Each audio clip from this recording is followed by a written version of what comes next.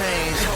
We do it big, big, big, big. We do it big, big, big. Big old facts, big old facts, big old facts, big old facts. Hey, big old rain, big old rain, big old change, big old. We do it big, big, big, big. We do it big, big.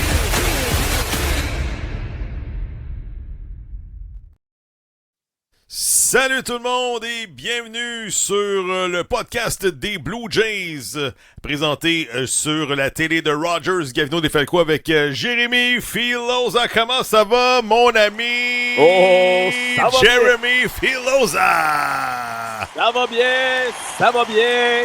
6 victoires, 1 défaite pour les Blue Jays dans les 7 derniers matchs.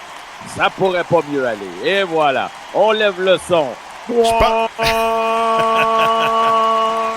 Je pense qu'on va avoir du plaisir aujourd'hui au podcast des Blue Jays. Ça fait 2 ans que le podcast existe et je pense que ça va être un show extrêmement positif puisqu'on a vu beaucoup de choses vraiment réjouissantes, surtout dans les 2 dernières semaines, là, depuis que, notamment les Blue Jays ont gagné 8 de leurs 10 derniers matchs, 7 de leurs 8 derniers matchs. En tout cas, ça va super bien.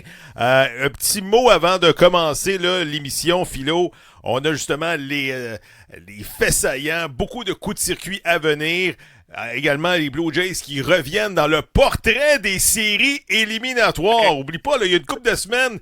Écoute, les Blue Jays avaient 2 matchs en bas de 500. On était prêts à lancer tout le monde, tout le staff également du management dans le fleuve. Et là, ça change vite au baseball puisqu'on joue à chaque jour. Et souvent, là, il y a des gros coups sûrs. On va en revenir dans quelques instants. Mais un petit mot justement sur la dernière semaine d'activité des Blue Jays, Philo. Ben écoute, 2 choses. La tenue des lanceurs partants en grande partie, sauf peut-être Bowden Francis, mais pour le reste, les partants font le travail. Même la journée de rotation, puis on va en parler parce qu'il y en a un autre qui s'en vient ce soir, on trouve le moyen de gagner, mais surtout le bas de l'alignement, des joueurs qui sortent de nulle part et qui ont un peu dérobé les postes des jeunes qui devaient être là. Et qui font le travail, qui font tout. On va en parler là, lors de l'émission, mais qui amènent vraiment un bel appui à cette équipe-là. Et au moment où on se parle, c'est un feu roulant. Mais attention, on retourne sur la route Gavino, là où les succès sont vraiment moins présents. 11 victoires, 16 défaites depuis le début de la saison. Donc, 2 équipes complètement différentes à domicile et sur la route. On va en parler dans quelques instants, mais on va regarder tout de suite le classement, notamment au chapitre du meilleur deuxième. Regardez, ça commençait aujourd'hui, là. Les séries, les Twins seraient qualifiés également, les Guardians de Cleveland. Et il y aurait un match probablement suicide entre les Rays de Tampa Bay et les Blue Jays de Toronto. J'espère que le match aurait lieu à Toronto. On sait que les Blue Jays se sont fait balayer dans le coin de Tampa il y a une couple de semaines. 8 victoires, 2 défaites, 4 matchs au-dessus de 500. Ça, c'est la première fois depuis le mois d'avril. On se souvient que Toronto avait connu un bon mois d'avril avec un dossier de 12-8. Ensuite, ça s'était un peu estompé, mais 33-29. Et tout le monde frappe et tout le monde lance du côté des Blue Jays, Philo. Ben, écoute, c'est certain que, comme j'ai mentionné tout à l'heure, tu as des gars qui font quand même un bon travail. Tu sais, je pense à Beau Bichette. Guerrero, on va en parler tout à l'heure, mais tu sais, sa séquence de présence sur les sentiers s'est arrêtée à 34 matchs consécutivement. Puis c'est bien beau, un but sur balle ici, un petit coup sûr là. Malheureusement, pour Vladimir, le coup sûr important, on l'attend encore, sauf cette semaine dans la 2e victoire en milieu de semaine contre les Phillies où il trouve une façon de se rendre sur les buts contre Romano et ensuite, à la surprise de tous, vole le 2e. Et c'est ça qui fait en sorte que les Blue Jays gagnent ce match-là. Donc, on va lui donner un petit peu de crédit. Mais je reviens à ce que je disais tout à l'heure. Il y a des gars qui sortent de nulle part, des Tyler Heineman, des Miles Straw et compagnie. Tu t'en souviens, on s'était moqué des gars comme ça, là. Tyler Heineman, pas beaucoup d'expérience, le feu de paille, Miles Straw. Faut lever notre chapeau à John Schneider qui l'utilise pas à chaque jour dans un rôle spécifique contre les lanceurs gauchers et nous fait mentir notre ami Miles Straw. Fait le travail. Il est incroyable parce que j'apprécie beaucoup ses présences à la plaque.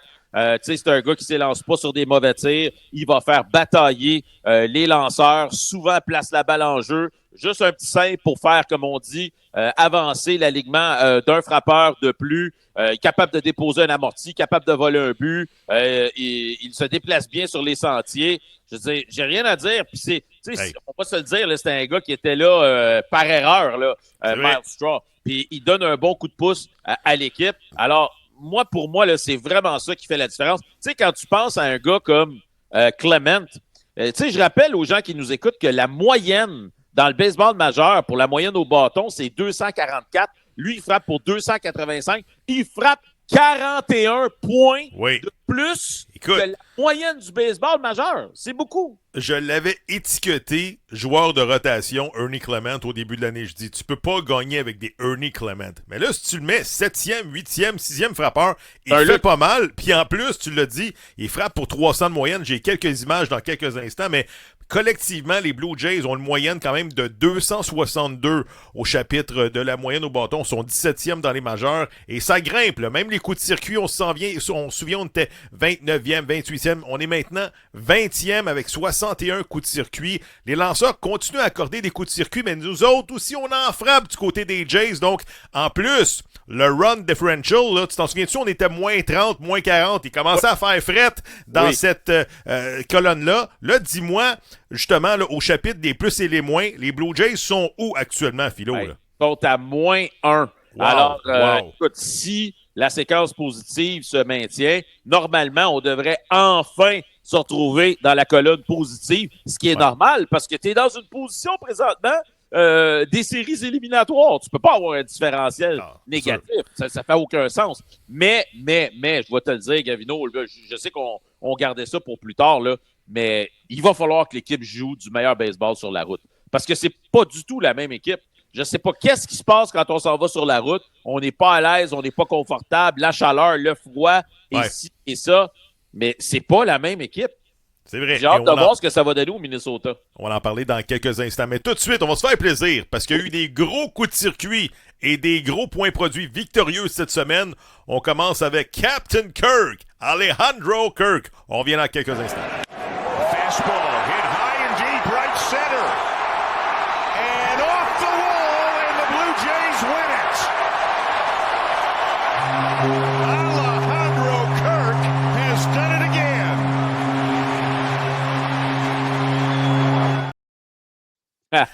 T'en souviens-tu, il y a quelques semaines, je te disais c'était mon choix pour aller au match des étoiles. Écoute, tu peux pas mettre Alejandro Kirk dans cette conversation-là. Il frappe pour 305 Philo depuis le début de la saison. Encore une fois, des coups sûrs importants. Et j'ai sorti une statistique, là, depuis le 1er mai.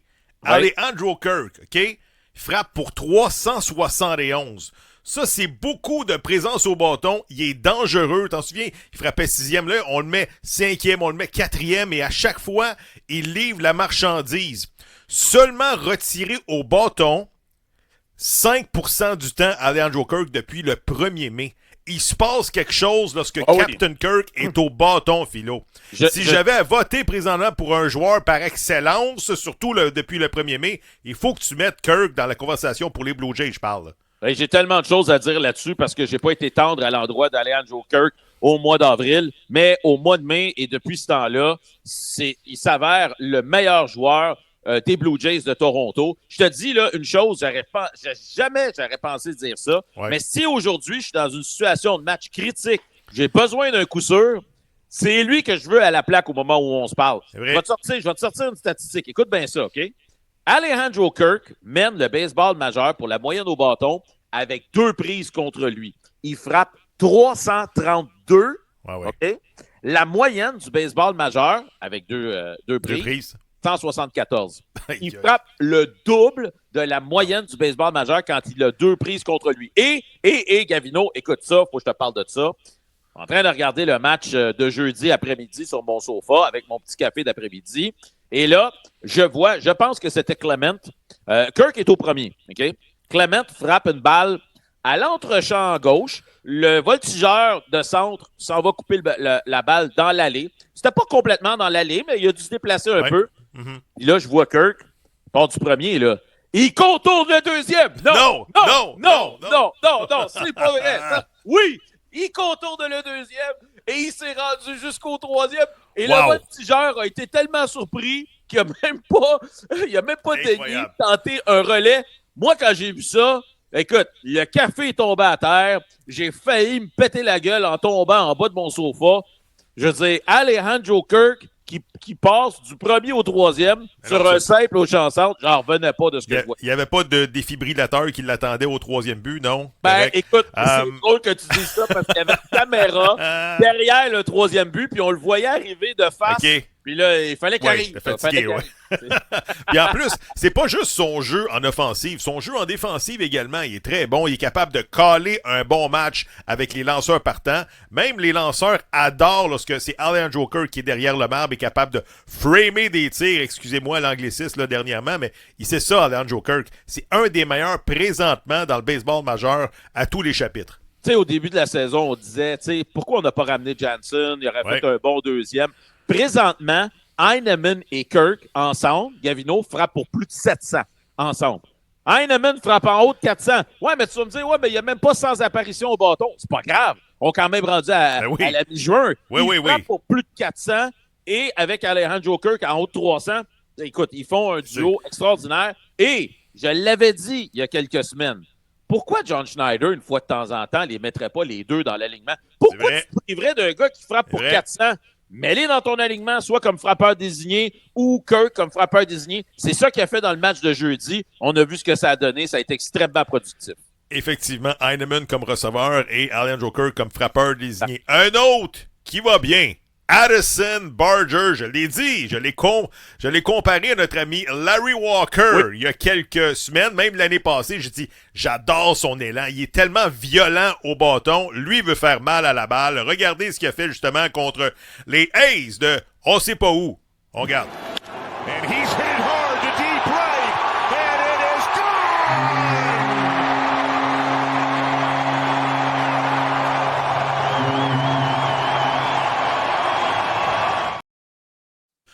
Un autre qui a livré la marchandise dans des situations corsées dernièrement, pas Vladimir, Addison, le cogneur, Barger, loin dans la droite. J'ai des statistiques dans quelques instants, mais écoute, dernièrement, là, tout ce qui bouge se retrouve à 450 pieds du marbre, le Philo. Là.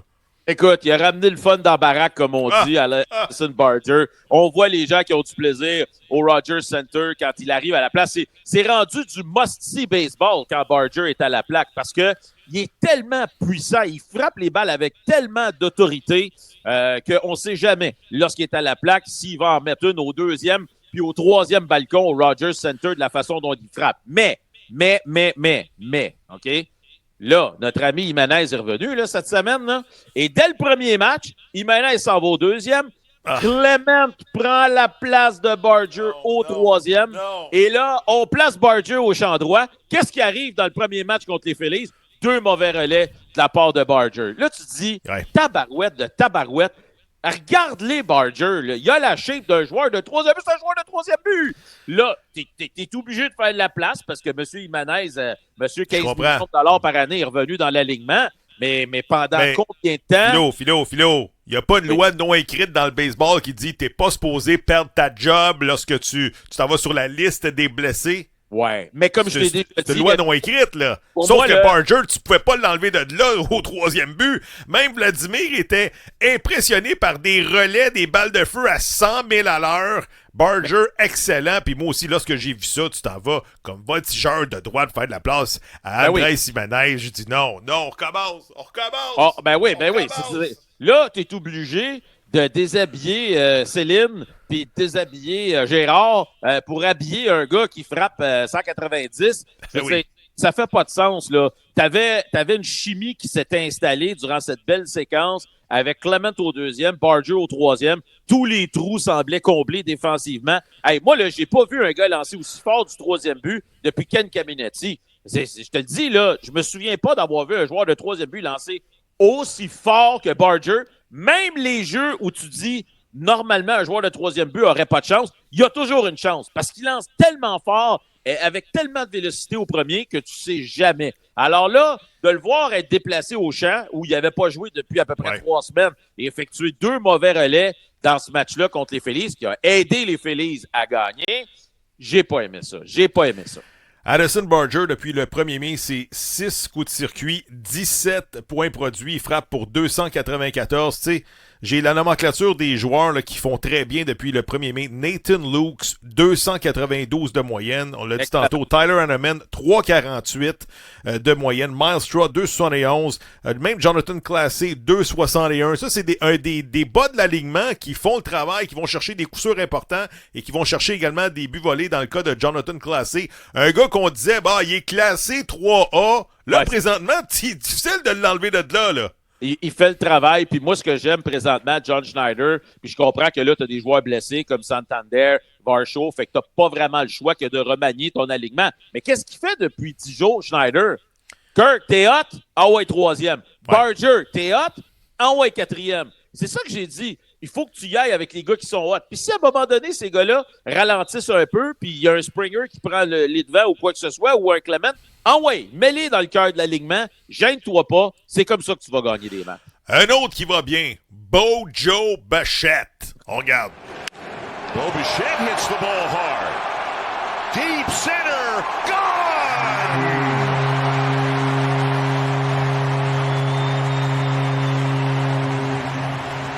And all of a sudden, it's a 4-run inning for...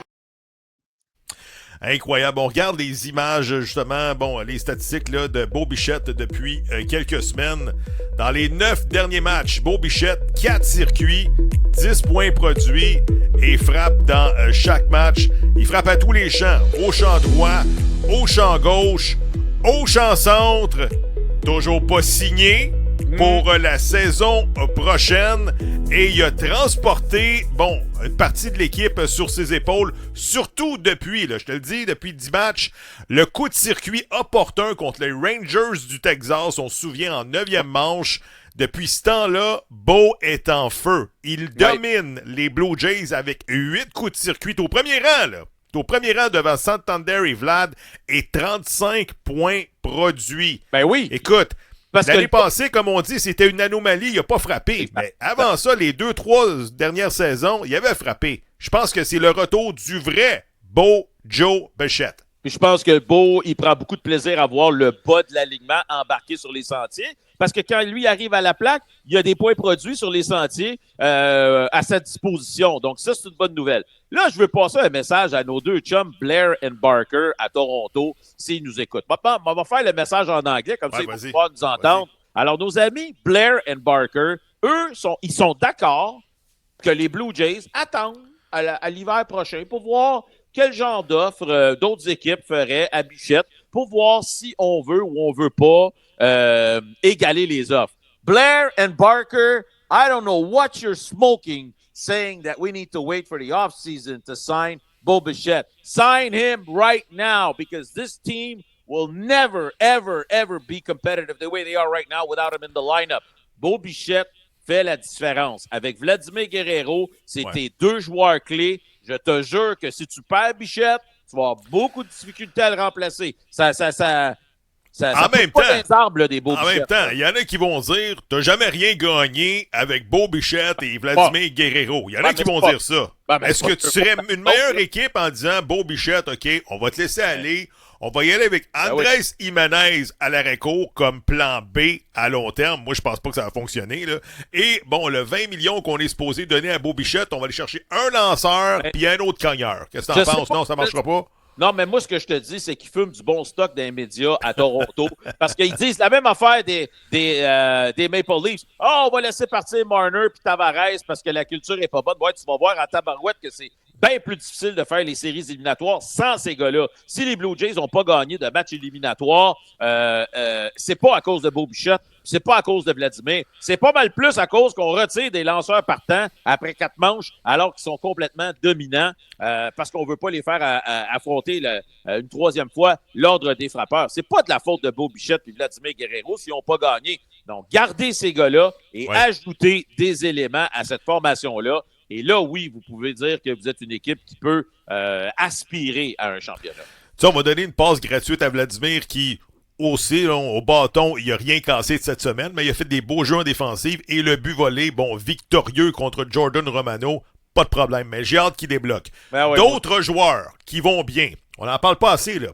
Brandon Little. Oui. Attache ta tuque. Depuis le 1er mai, j'ai les statistiques depuis le 1er mai. En 15 manches de travail, une moyenne de 0.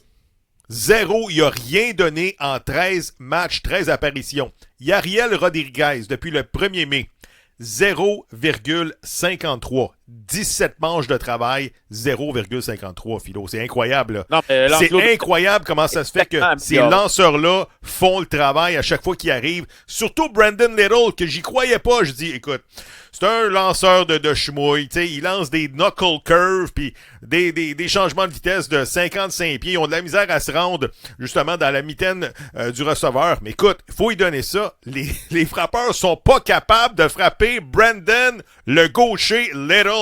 Malade! Mais Mason Fluharty, il y a eu une mauvaise sortie la semaine passée sur la route, là, mais à part de ça, je veux dire, tu peux y reprocher quoi? Non, l'enclos de relève est tellement amélioré cette année avec Ariel Rodriguez. Puis là, Jimmy Garcia, ça liste des blessés. Tu sais, on dit que Schneider gère mieux l'enclos de relève. Tabarouette! Souviens-toi de ce qu'on avait dans l'enclos de relève l'année dernière. Je veux dire, même un magicien n'aurait pas pu faire mieux. Ces gars-là, il n'y avait rien dans cet enclos de relève-là l'année passée. Cette année, la majorité des gars font le travail. Alors, c'est un game changer. Mais là, on va faire quoi? On a parlé d'Imanez qui est de retour au jeu. Varsho et Santander, lorsqu'ils vont revenir justement au jeu. Alors, ça va être très intéressant de suivre l'évolution de qui on va débarquer, puis qui on va rembarquer, puis qui on va renvoyer dans le 3. Même David Schneider a commencé à frapper avec les Jays de Toronto. Les Jays. Varsho et Santander, qu'est-ce que t'en penses? Varsho, je pense que c'est au jour le jour, peut-être une dizaine de journées. Santander, je crois que on lui a donné une shot de cortisone, si je ne m'abuse. Oui. Bon, OK. Varsho, pour moi, il a sa place dans cet alignement-là. Moi, pour moi, c'est un 5e frappeur. C'est un véritable 5e frappeur, Varsho. Mais il ne faut pas le mettre plus bas que ça dans l'alignement. Donc, dès qu'il est en santé, je le reprends. Santander a de la misère. S'il est toujours de la même façon dont il est, je le mets derrière Varsho au 6e rang. Mais pour moi, il y a une place quand même dans mon alignement. Imanez, là, écoute, je veux dire, Gavino, c'est comme t'as un puzzle, là, t'as un casse-tête, là, puis là, il y a un morceau, t'es comme, ce morceau-là, il va pas dans ce casse-tête-là. Non, mais c'est parce que c'est le seul, c'est le odd man out pour moi. Je sais pas qu'est-ce qu'ils vont faire avec ce gars-là, puis personnellement, ce que je ferais, là, moi, c'est que j'essaierais de le passer dans une transaction pour un lanceur partant. Je sais que tu n'iras pas chercher Cy Young là, pour Imanez, mais es-tu capable d'aller chercher un 5e lanceur, un vétéran qui est capable de donner un coup de pouce présentement? Parce que la réalité, c'est que tu n'en as pas besoin de ce gars-là.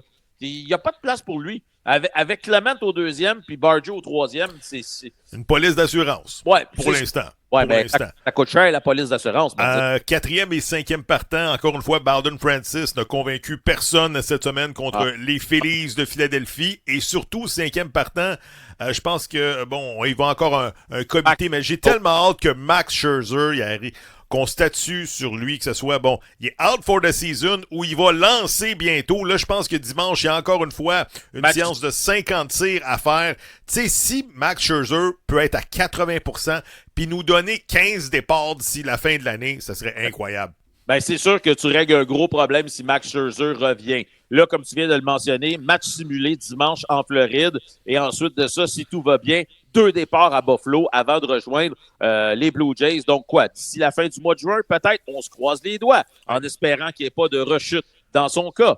On attend aussi éventuellement peut-être un Alek Manoah au mois d'août. Mais le problème, Gavino, c'est qu'entre là puis le mois d'août, là, il faut que tu survives pendant plus d'1 mois et demi avec un 4e lanceur partant qui fait pas le travail et un 5e partant qui n'existe pas. Hey, à tous les 5 jours, là, c'est la boîte à surprise. Là. On tire dans un chapeau, puis on sort un nom, puis c'est toi qui vas y aller. Et il y a des lanceurs qui vont bien. Eric Lauer va bien. Je pense qu'il mérite une audition comme 5e partant. Ça, c'est juste moi. Je veux dire, j'ai vu les chiffres tantôt. Je pense qu'il y a une moyenne de 1,15, 1,50. Donne-y la balle, puis après ça, on verra. Mais c'est-tu normal, Gavino, que tu n'aies pas un lanceur partant à Buffalo que tu dis, hey, on est capable de rappeler ce gars-là pour patcher mais je pense que les bons lanceurs, les prospects, t'as un dénommé Savage, mais il est pas prêt. Là. Je pense qu'il est au niveau A, mais on fonde beaucoup d'espoir dans le jeune Savage. Les 9 prochains matchs sur la route contre des bonnes équipes, le Philo. C'est toutes des bonnes équipes à haute 500. Et on disait, dernièrement, les Blue Jays allaient affronter les Padres et les Phillies. Ils ont gagné ces séries-là. Les 9 prochains matchs les Twins, toujours de la difficulté contre eux autres. Ensuite, contre les Cards de Saint-Louis, 3 matchs. Et on retrouve les Phillies de Philadelphie dans les 9 prochains matchs. Je pense que les Blue Jays ont un dossier, je crois, de 13 et 18 sur la route depuis le début de la saison. Non, Ouais, non, 11 et 16. 11 et 16. Il va falloir améliorer ça et de revenir justement là, au niveau de 500 sur la route. Sur la route, 500, je signe tout de suite. Gavino, il frappe pas sur la route. Il frappe Ouais. pas.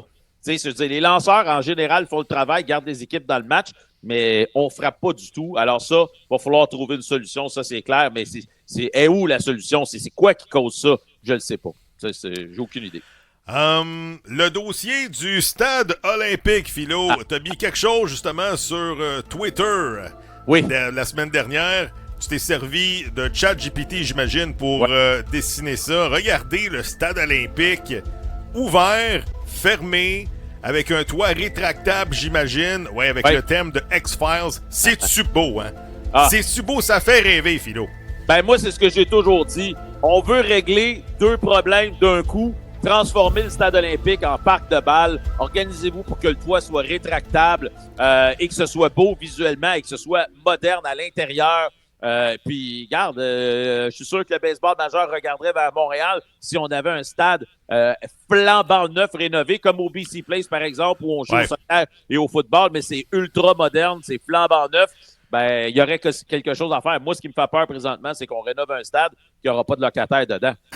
C'est ça qui me fait très, très, très peur. Là. En parlant de pas de locataires dedans et pas de personnes dedans, as-tu vu les images en Floride en cette semaine là, pour le match des Marlins de Miami contre les Rockies du Colorado? Je pense qu'il y avait 150 personnes dans le stade. C'est débile. Là, le baseball majeur doit absolument adresser cette situation-là dans la prochaine convention collective. On doit mettre un partage des revenus, on doit mettre un plafond salarial et on doit mettre un plancher salarial pour forcer les propriétaires à dépenser et à mettre sur le terrain des équipes qui ont de l'allure. Parce que présentement, dans le baseball, là, t'as les Rockies, les A's, les Marlins, les White Sox. Écoute, c'est épouvantable, c'est pitoyable. Puis pour les partisans, ça leur donne aucune motivation de se présenter au stade pour encourager leur équipe. Et c'est ça le gros problème des Marlins. C'est ça. C'est une équipe de bas fond de classement qui dépense le moins dans la ligue, qui n'a pas d'ambition. Puis ben, les gens, ils ont juste pas le goût d'y aller. C'est plate parce que le stade, il est superbe, soit dit en passant. En 20 secondes, Aaron Judge, depuis le début de l'année, 3,92 de moyenne avec notamment 21 coups de circuit, 50 points produits. Il faut dire également que Pete Alonso, 55 points produits depuis le début de l'année, Philo, en 15 secondes. Il donne tout un spectacle à New York, d'un côté comme de l'autre. Aaron Judge, c'est vraiment le gars à voir une fois dans une saison de baseball. C'est un joueur générationnel, il donne tout un spectacle et c'est ça que le baseball majeur veut. Voilà ce qui complète le podcast des Blue Jays. À la semaine prochaine, tout le monde, suivez-nous sur les différentes plateformes. Bye bye.